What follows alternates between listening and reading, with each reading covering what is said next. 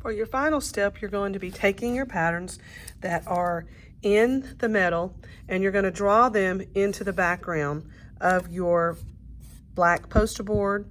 And when you get that all drawn, you're going to take that off.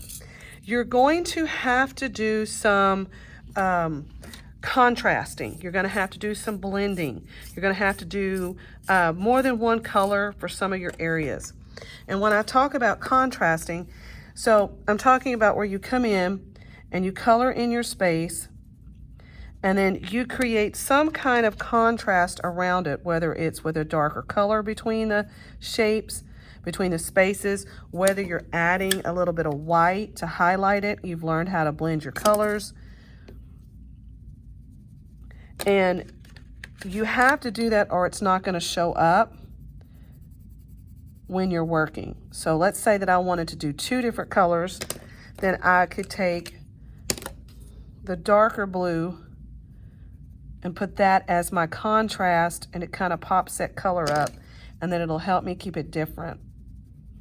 I could make them all the same and then use the same color as I go. There is absolutely no black with your work, none whatsoever. You can, you may want to highlight some of your edges. Yellow is not going to be very good. This is a great example of coloring, but the highlights aren't there, so that's the next step, is to come in, make sure they're highlighted.